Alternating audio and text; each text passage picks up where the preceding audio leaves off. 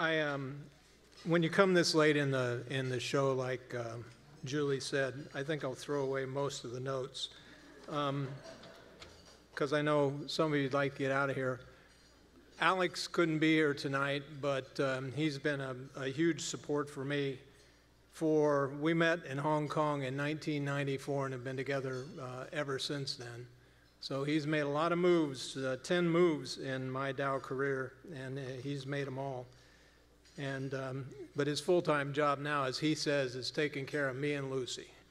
So, and the rest of my family's here, my Dow family. And you know, when I went to Midland from Missouri, it was actually the first time I'd been on an airplane was to go to Midland. And I went to a few other places to get offers, but everybody says, well, why'd you choose to go to Dow? And I said, it was easy, because of the people.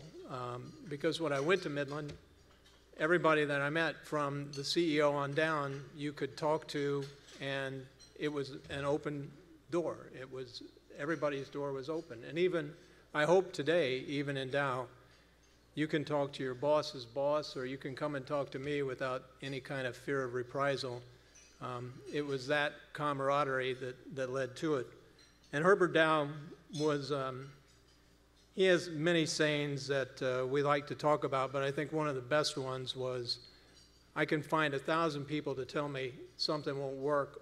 All I need is a few people to help me make it happen. And that spirit at Dow is alive and well, that can-do spirit. And that's what motivates us and drives us every day. I won't talk about all the things that we're doing on inclusion, but I do want to talk about sustainability. This energy transition is a big deal. And you know, we're huge users of alternative energy, and we're big suppliers into the industry, and we're big supporters of it. But one of the challenges we have is we're driving electrical use in this country and around the world more and more, and electricity is only 20% of the energy use in this world. And we're driving huge increases in electricity use and not adding much baseload power. In fact, we're retiring baseload power, especially coal-fired power, at a great rate. And we've got to add some baseload power, and that's why hydrogen and nuclear are so critically important to us. And we've got two major projects which we're doing. And I think, you know, it would be easy to sit on the sidelines, but that wouldn't be the Dow spirit. One is with X-Energy, is to put a small modular nuclear reactor, actually 4 small modular nuclear reactors at a plant in Seadrift, Texas. They'll take that entire site almost to 0 carbon emissions and provide all the power and the steam that we need. And if that can work, I think many in industry who rely on not just electricity but steam to drive their plants are going to look at that technology and say, we've got to scale that. And then hydrogen and carbon capture, we're building the largest ethylene polyethylene complex in the world that will be 0 scope 1 and 2 emissions. And it'll be on the basis of using hydrogen to fire the furnaces and then scrubbing out the CO2 and sequestering it underground. And the infrastructure is there in Canada, and I think now with the great work we've done with the IRA here, once we've built that in Canada at scale, the infrastructure should be in place in the United States to come right here and do the same thing again. During COVID, our team put together a plan to take us to 0 carbon emissions of our own scope 1 and 2 emissions by 2050. And we all firmly believe that we can make it happen. And that's the kind of big challenges. If I look back in history,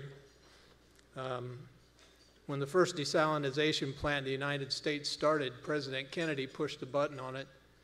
It was in Freeport, Texas, at Dow Operations. When Dow went to the Gulf Coast from Midland, went to Freeport, it was to build a magnesium plant so that we could fly airplanes in the war effort. And the people that built that plant lived in tents for about 5 years while they built that factory using mules and plows and everything to turn the ground. And that kind of attitude still exists at Dow. And I'm very proud of the team. I'm proud to lead the team. but it wouldn't happen with just me. It happens because of them. We got some really smart engineers and scientists, and I think it's important for us to be out front and show people how to do this, and that it can be done, not just that it can be done, but it can be done cost effectively, and we can afford to make this transition. It has to be smart, but we can do it. So thank you very much to the CED and the Conference Board for the recognition. I'm humbled to be up here with all of the other honorees who I know and admire, and it's great of you to think of a company like Dow when you think about somebody for this award. Thank you.